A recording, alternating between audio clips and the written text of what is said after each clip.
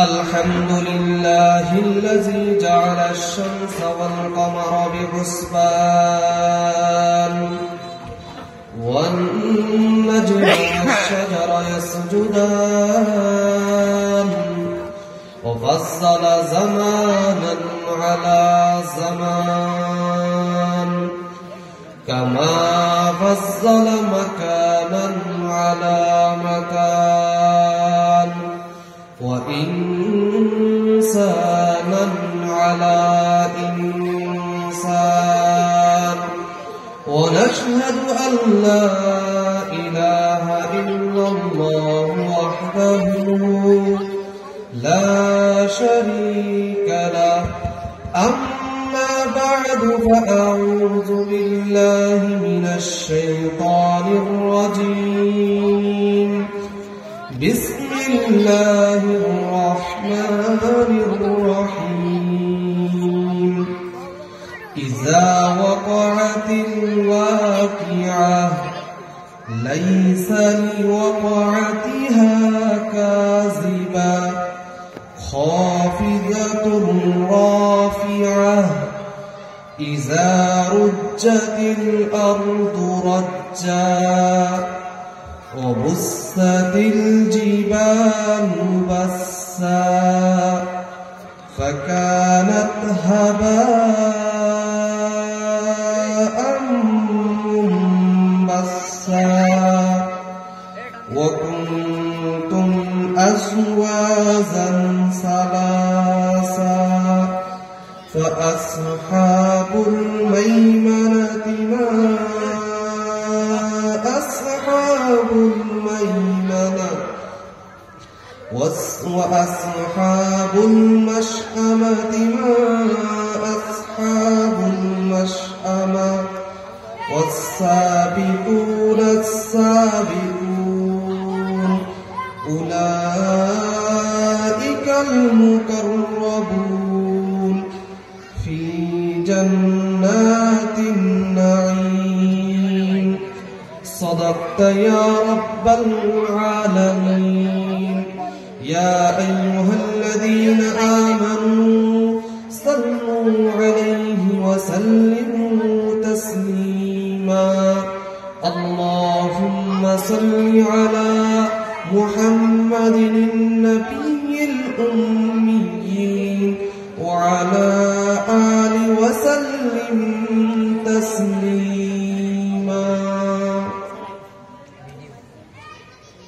নাসিরমাজি ইসলামিয়া দাখিল মাদ্রাসার ও যুব তাফসীর কমিটির উদ্যোগে 3 দিন ওয়াজ মাহফিলের আজ দ্বিতীয় দিনের দ্বিতীয় অধিবেশনে উপস্থিত ইসলাম প্রিয় তাওহীদ জনতা ও পর্দার আড়ালে অবস্থানরত আমার দ্বীনি মা ও বোনেরা, আমরা সর্বপ্রথম সেই রব্বুল ইজ্জাতের দরবারে লাখ কোটি শুকরিয়া জ্ঞাপন করব যিনি আপনাকে আমাকে এই ফিতনা ফাসাদের যুগে দ্বীনি মজলিসে বসার মতো এবং কুরআন ও হাদিস থেকে কিছু কথা বলা এবং শোনার মতো তৌফিক দিয়েছেন।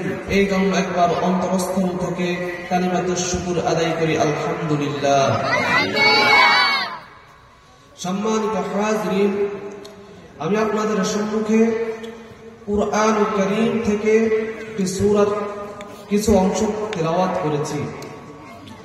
এই সূরাটা কুরআনের 56 নং সূরা। এই সূরাটা আমরা সবাই কমবেশ জানি। এই সূরাটার নাম হচ্ছে সূরাতুল ওয়াকিআ। ওয়াকিআ বলা হয় নিশ্চিত ঘটনাকে।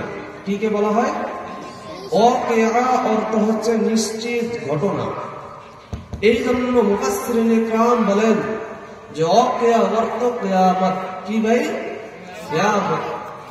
কিয়ামতকে আল্লাহ রাব্বুল ইজ্জাত কুরআন কারীমে বিভিন্ন শব্দ দ্বারা আখ্যায়িত করেছেন, বিভিন্ন শব্দ দ্বারা উল্লেখ করেছেন কিয়ামতের আলোচনা, কিয়ামতকে।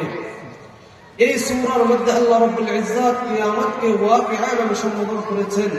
ওয়াকিআ মানে নিশ্চিত ঘটনা, আর নিশ্চিত ঘটনা হলো কি? কিয়ামত। কিয়ামত নিশ্চিত কি নিশ্চিত না? ঈমান আনতে হয় 6টা বিষয়ের মধ্যে। আমানতু বিল্লাহি ওয়া মালাইকাতিহি ওয়া কুতুবিহি ওয়া রুসুলিহি ওয়াল ইয়াউমিল আখির। এই যে ওয়াল ইয়াউমিল আখির, আখিরাতের প্রতি ঈমান আনা। পরকাল বলতে কোন একটা বস্তু যে আছে, কোন একটা জগৎ আছে, এই জগৎ সম্পর্কে বিশ্বাস করার নাম ঈমান। কেউ যদি পরকাল জগৎকে বিশ্বাস না করে তাইলে সে মুমিন হতে পারবে না, ঈমানদার হতে পারবে না। তো এই যে পরকাল হবে, পরকাল যে আসবে, এটা কিসের মাধ্যমে আসবে? এই পৃথিবী ধ্বংসের মাধ্যমে। আর এই পৃথিবী ধ্বংস হবে মহাপ্রলয় কিয়ামতের মাধ্যমে।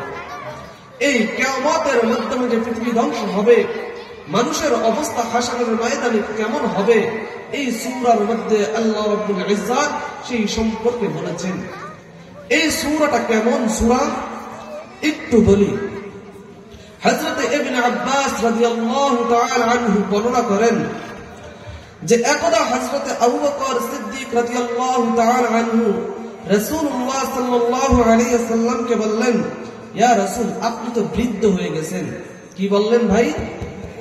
ইয়া রাসূল, আপনি তো বৃদ্ধ হয়ে গেছেন। তখন রাসূলুল্লাহ সাল্লাল্লাহু আলাইহি ওয়াসাল্লাম বলেন যে 5টা সূরা আমাকে বৃদ্ধ করেছে। কয়টা সূরা ভাই? কোরআন কারীমে অনেক সূরা রয়েছে, এই সূরার মধ্যে 5টা সূরা আমাকে বৃদ্ধ করে দিয়েছে। তার মধ্যে 1 নম্বর সূরা হলো সূরাতুল হুদ। 2 নম্বর সূরার কথা আল্লাহর রাসূল বলেছেন, সেই সূরাটা হচ্ছে সূরাতুল ওয়াকিআ, যেটা আমি আপনাদের সম্পর্কে তেলাওয়াত করেছি। যেই 5টা সূরা রাসূলুল্লাহ সাল্লাল্লাহু আলাইহি ওয়াসাল্লামকে বৃদ্ধ করে দিয়েছেন, এই 5টা সূরার অন্যতম একটা সূরা হচ্ছে সূরাতুল ওয়াকিআ। কেন আল্লাহ রাসূলকে বৃদ্ধ করে দিল এই সূরা? এই সূরাটা অবতীর্ণ হয়েছে মক্কি জীবনে। কি জীবনে ভাই? এই সূরাটার নাম সূরা মাক্কিয়া। মক্কি সূরা কাকে বলে? যে হিজরতের পূর্বে রাসূলুল্লাহ সাল্লাল্লাহু আলাইহি ওয়াসাল্লামের উপর যেই সূরাগুলো অবতীর্ণ হয়েছে এগুলোকে মক্কি বলা হয়। আর হিজরতের পরে যেই সূরাগুলো অবতীর্ণ হয়েছে, সেই যেই স্থানীয় হোক, যেই কালেই হোক, সেই সূরাকে বলা হয় মাদানী সূরা। মক্কি সূরার বৈশিষ্ট্য হলো আল্লাহ রাব্বুল আলামিন হিজরতের আগে যে মক্কি সূরাগুলো নাযিল করেছেন, সেই সূরাতে বৈশিষ্ট্য ছিল যে হাসর নাসর, মরণের পর কি হবে, পরকালীন বিষয়ে আলোচনা বেশি ছিল মক্কি সূরাতে। আর বিধি বিধান সম্পর্কিত যে আয়াত, এগুলো মাদানী জীবন হয়েছে। যেহেতু সূরাতুল ওয়াকিয়া মক্কি সূরা, এই সূরাতে পরকালীন বিষয় বলা হয়েছে। এই সূরাতে মানুষকে যেমনিভাবে 3 ভাগে বিভক্ত করা হয়েছে, তাদের অবস্থান সম্পর্ক বলা হয়েছে যে একদল মানুষকে জান্নাতে দিবে, জান্নাতের বিশাল আলোচনা করেছেন আল্লাহ এই সূরার মধ্যে। আরেক দলকে জাহান্নামে দিবেন, সেই সম্পর্কে জাহান্নাম অবস্থানটা কিরকম, জাহান্নাম জায়গাটা কিরকম বিস্তার আলোচনা দিয়েছেন। এত কঠিন আলোচনা দিয়েছেন যা অন্য সূরার মধ্যে জাহান্নামের আলোচনা দান নাই। এত ভয়ঙ্কর রূপ এই সূরার মধ্যে আল্লাহ আলোচনা করেছেন জাহান্নামের। এই জন্য আল্লাহ রাসূল যখন এই পরকালিক বিষয়টি জানতে পারলেন, এই টেনশনে, পরকালে উম্মতের টেনশনে কি হবে, রাসূল বৃদ্ধ হয়ে গেলেন, বৃদ্ধের মতো হয়ে গেলেন। এই সূরাটা যে আমি আপনাদের সামনে পড়েছি, এটা আমরা সবাই তো কম বেশ আমাদের কাছে পরিচিত কি পরিচিত না? ওয়াকিয়া সূরা পরিচিত কি পরিচিত না? পরিচিত। তাহলে এইটা যেহেতু পরিচিত সূরা, এটার একটা ফজিলত বলি, তারপর তাফসীরে ঢুকে ওয়াজ বলি। কি ঠিক কি ঠিক না? ফজিলত বলি যে এই সূরাটা পড়লে আমাদের কি উপকারে আসবে, এই ফজিলতটা বলি। এই সূরার ফজিলত আব্দুল্লাহ ইবনে মাসউদ, তিনি হচ্ছেন উম্মতের সবচেয়ে বড় ফকিহ। কি ভাই? ফকিহ। এই রাসূলুল্লাহ সাল্লাল্লাহু আলাইহি ওয়াসাল্লাম পর থেকে, সাহাবাদের মধ্য থেকে কিয়ামত পর্যন্ত যত মানুষ আসবে, সমস্ত মানুষ থেকে সবচেয়ে আলা দরজার ফকিহ, সবচেয়ে বড় ফকিহ হলেন আব্দুল্লাহ ইবনে মাসউদ। তিনি যখন মৃত্যু সজ্জায় উপনীত হলেন, এমন অবস্থায় উপনীত হলেন যে দুনিয়ায় থাকার তার আর টাইম নাই, রবের ডাকে সাড়া দেওয়ার টাইম তার এসে গেছে, প্রস্তুতি সময় এসে গেছে, দুনিয়ায় ছাড়ার সময় এসে গেছে। এমন সময় যখন তিনি উপনীত হলেন, তখনকার জামানার আমিরুল মুমিনিনের দায়িত্বে ছিলেন হযরত উসমান রাদিয়াল্লাহু তাআলা আনহু, তৃতীয় খলিফা হযরত উসমান রাদিয়াল্লাহু তাআলা আনহু। তিনি যখন দেখলেন হযরত উসমান রাদিয়াল্লাহু তাআলা আনহু যে উম্মতের সবচেয়ে বড় ফকিহ চলে যাওয়ার সময় এসেছে, আব্দুল্লাহ ইবনে মাসউদের বিদায় লগ্ন এসেছে, বিদায় ঘন্টা বেজেছে, তখন হযরত উসমান রাদিয়াল্লাহু তাআলা আনহু এই ইবনে মাসউদ আব্দুল্লাহ ইবনে মাসউদের সাক্ষাতে গেলেন, তাকে দেখতে গেলেন। রাষ্ট্রপতি হয়েও, রাষ্ট্রের সর্বোচ্চ মালিক হয়েও তিনি হযরত আব্দুল্লাহ ইবনে মাসউদের সাক্ষাতে গেলেন। আমরা যখন রোগীর সাক্ষাতে যাই তখন তার হালাত খালিকত জিজ্ঞাসা করি কি করি না ভাই? বলি না যে আপনার ওষুধ কি কি আশা বিষয়ে জিজ্ঞাসা করি কি করি না? ঠিক তেমনি হযরত উসমান রাদিয়াল্লাহু তাআলা আনহু এই আব্দুল্লাহ ইবনে মাসউদকে জিজ্ঞাসা করলেন, হযরত আপনার অসুখটা কি? এই যে আপনি অসুখ, মৃত্যু সজ্জায় শায়িত, আপনার অসুখটা কি? তখন আব্দুল্লাহ ইবনে মাসউদ উত্তর দেয় যে আমার অসুখ হচ্ছে আমার পাপ সমূহ। কি সমূহ? আমার পাপ সমূহ, আমার অসুখ আমার পাপ।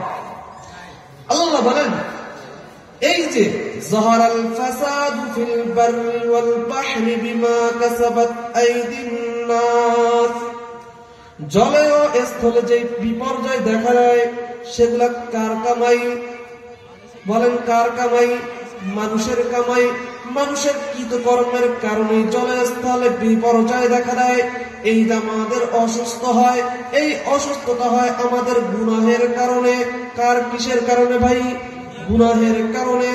এই জন্য হযরতে হাসান বসরি রাহমাতুল্লাহি আলাইহি বলেন যে আমার জানোয়ার জন্তু পশুর যখন অসুস্থ হয় তখন আমি ইস্তিগফারের আমলকে বাড়িয়ে দেই, কারণ পশু তো মাসুম ভাই, পশুর গুনাহ আছে কিনা? সওয়াব আছে। পশুর গুনাহ নাই, পশুর সওয়াব নাই, তাহলে পশু পাখির কেন রোগ হবে? হাসান বসরি রাহিমাহুল্লাহ বলেন আমার জন্তুর যদি রোগাক্রান্ত হয় তাহলে বুঝে যাই এটা আমার গুনার কর্মফল, আমার গুনার কারণে আমার জন্তু জানোয়ারের উপর অসুখ চেপেছে। এই জন্য আমি ইস্তিগফারের আমলকে বাড়িয়ে দেই, ইস্তিগফারের আমলকে বাড়িয়ে দেই। এই জন্য ইবনে মাসউদ বলেন যে ভাই আমার রোগটাই হলো গুনাহ। কি আমার রোগ? গুনাহ। হযরতে পালওয়ানপুর সাইদ আহমদ পালনপুরি ভারতের, উনি একবার বাংলাদেশের নোয়াখালীর ইজতেমায় এসেছিলেন। সেখানে তিনি পালনপুরি বললেন ভাই আমার সমস্যা হচ্ছে ইস্তিগফার, আর আমার সমস্যা হচ্ছে গুনাহ, আর আমার সমাধান হচ্ছে ইস্তিগফার। আমার যত সমস্যা, আমার ছেলেদের যদি অসুখ হয়, ছেলে তো নিষ্পাপ, বালেগ হওয়ার আগে বাচ্চা নিষ্পাপ কি নিষ্পাপ না? গুনাহগার না নিষ্পাপ? তার আমলনামা খুলে নাই, তাইলে আমার বাচ্চা কেন অসুখে আক্রান্ত হবে? আমার বাচ্চা অসুখে আক্রান্ত হলো, এর কর্মফল হলো আমার গুনাহের কারণে। দেখেন ভাই আমরা হাঁস মুরগি পালি কি পালি না? পালি। আমাদের গরু আছে না, ছাগল আছে না? আবার সুন্দরবন বলেন, বিভিন্ন জঙ্গল বলেন, সেখানেও জন্তু আছে কি নাই? কোন আজ পর্যন্ত শুনছেন যে কোন চিড়িয়া জঙ্গলের পশু পাখির ওষুধ হয়েছে আর ডাক্তার সেখানে গিয়ে চিকিৎসা করেছে এমন পাইছেন? কিন্তু উল্টাটা আছে, আমরা যে গরু পালি ছাগল পালি এর ওষুধ হয় কি হয় না? এর ওষুধ হয়, এর জন্য ডাক্তারের কাছে নিয়ে ইনজেকশন দেওয়া লাগে। তো জঙ্গল পশু পাখির কি হয় না? রোগ হয় না, তাদের পিছনে ডাক্তার মেহনত করা লাগে না। কিন্তু আমরা যে পশু পাখি পালি এগুলো বিমারি হয় কেন? কারণ এর মালিক যে রয়েছে তার গুনাহের কর্মফল হওয়ার কারণে এই সমস্ত জিনিস অসুখ হয়। জঙ্গলার বাঘ, জঙ্গলার হরিণ, জঙ্গলার আপনার ছাগল, জঙ্গলার গরু, এগুলার মালিক নাই, গুনাহ করার মতো কেউ নাই, এই জন্য এগুলো অসুস্থ হয় না। কিন্তু আমরা যে গৃহপালিত প্রাণী পালি এগুলো অসুস্থ হয় আমাদের গুনাহের কারণে। কারণ জলে ও স্থলে যে বিপর্যয় দেখা দেয় সেটা কার কামাই? মানুষের হাতের কামাই। এটা আল্লাহ আগেই বলে দিয়েছেন, যাহারাল ফাসাদু ফিল বাররি ওয়াল বাহরি বিমা কাসাবাত আইদিন নাস। মানুষের কৃতকর্মের কারণেই জল স্থলে বিপর্যয় ছড়িয়ে পড়ে। এই যে মানুষের ইস্তেগফার করার কারণে আল্লাহ এই বিপর্যয়কে তুলে নেন। হযরত আলী রাদিয়াল্লাহু তাআলা আনহু, তার নাম শুনছেন কি শোনেন নাই? আগে শুনছেন? জলিলুল কদর সাহাবী, খলিফাতুর রাশিদার 4 নম্বর যে খলিফা, সেই খলিফার অন্যতম খলিফা হচ্ছে হযরত আলী। সম্পর্কে রাসূলের জামাই, আর দিক দিয়ে চাচাতো ভাই। এই হযরত আলী রাদিয়াল্লাহু তাআলা আনহু বলেন, মা নাযালা বিহি বালাউন, কোন বালা, কোন মুসিবত অবতীর্ণ হয় না ইল্লা বিযুনুবিন, কিন্তু গুনাহের কারণে অবতীর্ণ হয়। ভালো করে বুঝবেন, হযরতে আলী রাদিয়াল্লাহু তাআলা আনহু বলেন, কোন বালা মুসিবত অবতীর্ণ হয় না, কিন্তু হয় এই যে দুনিয়াতে বালা মুসিবত আসে, ভূমিকম্প আসে, ঘূর্ণিঝড় আসে, এগুলা কেন আসে? সম্পদ নষ্ট হয়ে যায়। এই যে বালা মুসিবত, রোগ সজ্জা আসে, কেন আসে? এগুলা আসার একমাত্র কারণ হচ্ছে ইল্লা বিযুনুবিন, তার গুনাহ। বান্দার কি ভাই? গুনাহ। হযরত আলী রাদিয়াল্লাহু তাআলা আনহু আর বলেন, ওয়া মা রুফিয়া বালাউন, কোন বালা উঠে যায় না, হ্যাঁ উঠে যায়, ইল্লা বিইস্তিগফারিন, ইস্তিগফার করার দ্বারা বালা উঠে যায়। হযরত আলী রাদিয়াল্লাহু তাআলা আনহু বলেন, কোন বালা নাজিল হয় না, কিন্তু নাজিল হয় গুনাহের কারণে। আর কোন বালা উঠে যায় না, দূর হয়ে যায় না, কিন্তু উঠে যায় কেন? ইস্তিগফারের কারণে। তাহলে হযরত আলী রাদিয়াল্লাহু তাআলা আনহুর কথা থেকে বুঝে আসলো যে মানুষ অসুস্থ হয়, মানুষের উপর বালা মুসিবত আসে, এই বালা মুসিবত আসার একমাত্রই একটা কারণ, সেই কারণটা হলো গুনাহ। আর এই বালা মুসিবত থেকে যদি বাঁচতে হয়, রেহাই পেতে হয়, তার একমাত্র একটাই পথ, সেই পথের নাম কি ভাই? ইস্তিগফার। এই জন্য ভাইরা আমার, আল্লাহ তাআলা কোরআন কারীমে বলেন, ওয়ামা কানা আল্লাহু মুআযিবাহুম ওয়া হুম ইস্তাকবিরুন। আল্লাহ বলেন, ওয়ামা কানা আল্লাহু মুআযিবাহুম, যে আল্লাহ তোমাদের উপর আযাব দিবে, ওহুম ইস্তাকবিরুন, অথচ তোমরা ইস্তেগফার করো, এমনটা হতে পারে না। আল্লাহ বলেন যে তোমরা ইস্তেগফার করবা, ইস্তিগফার পাঠ করবা, আর আল্লাহ তোমাদেরকে কি দিবেন? আযাব দিবেন, এমনটা হতে পারে না। ইস্তেগফারের কারণে আযাব চলে যায়। একটা ঘটনা বলবো, কোরআন থেকে বলবো। হযরত ইউনূস আলাইহিস সালামকে চিনেন কি চিনেন না? নাম শুনছেন ইউনূস আলাইহিস সালামের? হযরত ইউনূস আলাইহিস সালাম যখন তার কওমকে সতর্ক করলেন যে তোমরা আমাকে নবীর রূপে মেনে নাও, আল্লাহর বিধানকে মেনে নাও, যদি তোমরা এগুলো মেনে না নাও তাহলে তোমাদের উপর অবশ্যই আল্লাহর বালা আসবে, আল্লাহর আযাব আসবে। কিন্তু কওমরা এটা প্রত্যাখ্যান করলো। এই জন্য হযরত ইউনূস আলাইহিস সালামের ঘোষিত সময়ে তাদের উপর বালা আসতে লাগলো। যখন তারা বালা মুসিবত আসতে দেখলো, সবাই জড়ো হলো, ছেলে সন্তানদেরকে নিয়ে মাঠে জড়ো হলো, সবাই জড়ো হয়ে ইস্তিগফার শুরু করে দিল, আল্লাহর দরবারে কান্নাকাটি শুরু করলো। যার কারণে আল্লাহ রাব্বুল ইজ্জাত তাদের থেকে বালাইকে উঠিয়ে নিয়েছেন, তার গজবকে উঠিয়ে নিয়েছেন। ভাই বাঁচতে হলে কি করতে হবে? ইস্তিগফার করতে হবে। ইস্তিগফার আমাদের যে সমস্যা, সমস্ত সমস্যার কারণ হলো ইস্তিগফার। এক ব্যক্তি, আমরা সুবহানাল্লাহ পড়ি কি বলি না বলেন? এটা অনেক বড় তাসবিহ না? অনেক বড় তাসবিহ। হাসান বসরি রাদিয়াল্লাহু তাআলা রাহিমাহুল্লাহ বলে যে হযরত আলহামদুলিল্লাহ বেশি দামি না ইস্তিগফার বেশি দামি? কি বলছে হাসান বসরিকে? যে আলহামদুলিল্লাহ বলা বেশি দামি না আস্তাগফিরুল্লাহ বা আল্লাহ আমাকে মাফ করে দেন ইস্তিগফার জাতীয় শব্দ হলো বেশি দামি?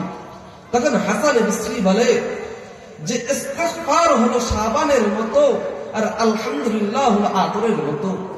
তোমার জামা যদি ময়লা হয় তাহলে তুমি আতর ঢালবা না জামা সাবান দিয়ে পরিষ্কার করবা? বলেন। জামা যদি ময়লা হয় তাহলে আতর লাগাইবেন না সাবান দিয়ে পরিষ্কার করবেন?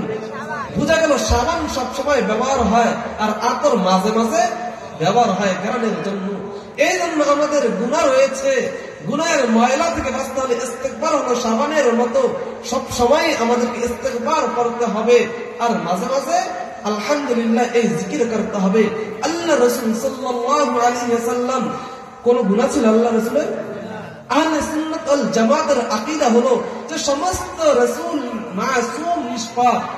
আল্লাহ রাসূলের কোন গুনাহ না থাকা সত্ত্বেও আল্লাহ রাসূল 100 বারের বেশি দিন ইস্তেগফার করতেন, অনেক ইস্তেগফার করতেন। আমার সময় সংক্ষিপ্ত হওয়ার কারণে যে সূরা পড়েছিলাম সূরার মধ্যে ঢুকতে পারি নাই। এই সংক্ষিপ্ত সময়ে আল্লাহ যতটুকু আলোচনা করার তৌফিক দিয়েছেন, এতটুকু আমল করার আল্লাহ তৌফিক দান করুন। সবাই বলি আমিন। ওয়া আখিরু দাওয়ানা আলহামদুলিল্লাহি রাব্বিল আলামিন।